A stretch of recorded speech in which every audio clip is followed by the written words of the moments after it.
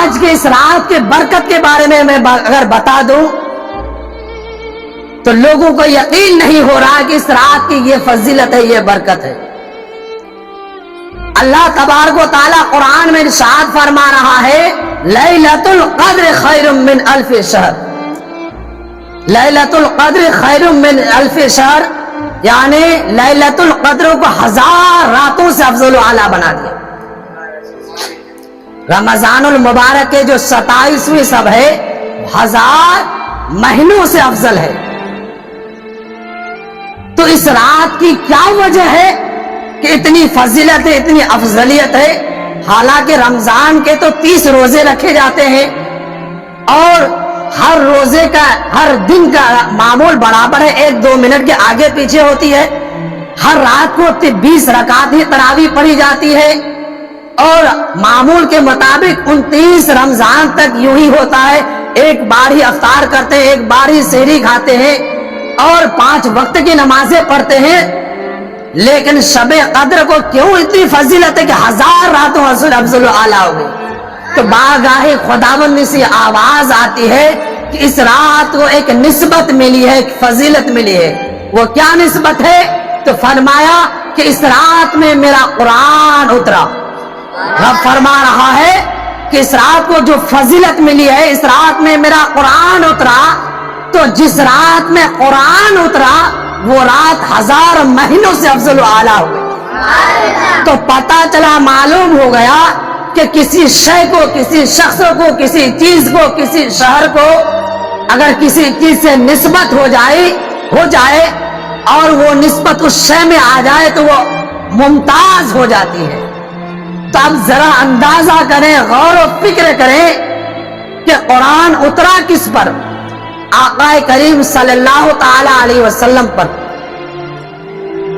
اگر آقا نہ آتے تو قرآن آتا، اگر آقا نہ آتے تو رمضان آتا، آقا نہ آتے تو ہم امت محمدیہ ہوتے، نہ جانے کس کس کے در کی جوتیاں سیدھی کرتے، کس در میں اپنے سر جھکاتے۔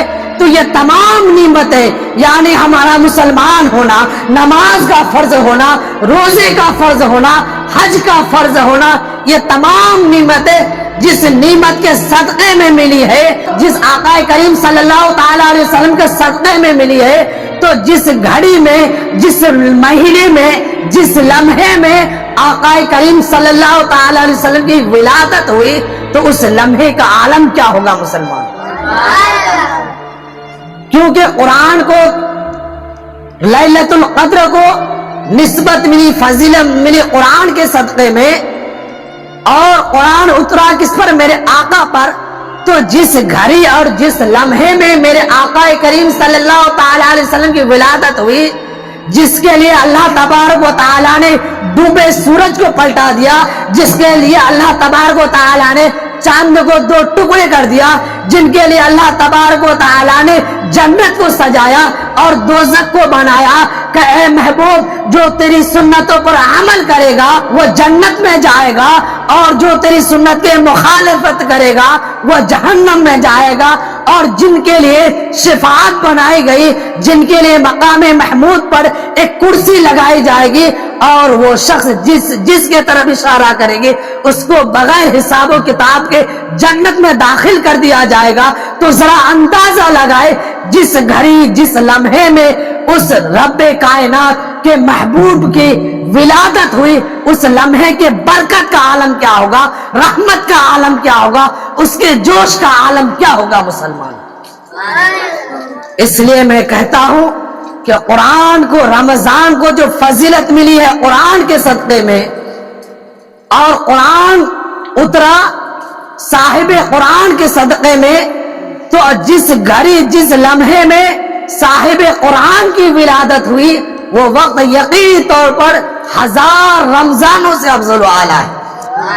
اللہ تبارک و تعالیٰ نے خیر من الف شہر کہہ کے اس لمحے کو مقید کر دیا کہ 1000 سالوں سے افضل و اعلیٰ ہے، اور یہاں مقید نہ کیا بلکہ یہ فرما دیا کہ بے شمار 1000 سالوں سے افضل و اعلیٰ ہے۔ آقا کریم صلی اللہ تعالی علیہ وسلم کی ولادت، اس کی کوئی 1000، 2000، 5000 نہیں، بلکہ بے ہزار کروڑ درجہ افضل و اعلیٰ ہے یہ لمحہ، یہ رات۔ اس لیے مسلمانوں کو چاہیے کہ اس رات کو جگ کر اللہ کے رسول صلی اللہ تعالی علیہ وسلم کے محفل میلاد منائے، یا قرآن پڑھے، درود پاک پڑھے۔ جب ہمیں تمام نعمتیں ملی ہے اس نعمت کے صدقے میں، تو کیا ہم ایک رات اپنے رب کے محبوب کے لیے نہیں جگ سکتے ہیں؟ آج ہم کیسے مسلمان ہیں مسلمانوں؟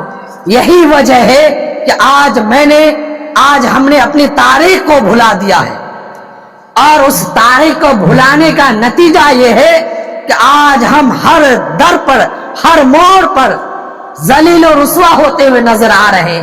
آج بھی اگر ہم اپنی تاریخ کو دوہرا لیں، اپنی تاریخوں پر عمل کریں، تو یقینی طور پر یہاں بھی کامیاب ہوں گے اور وہاں بھی کامیاب ہوں گے۔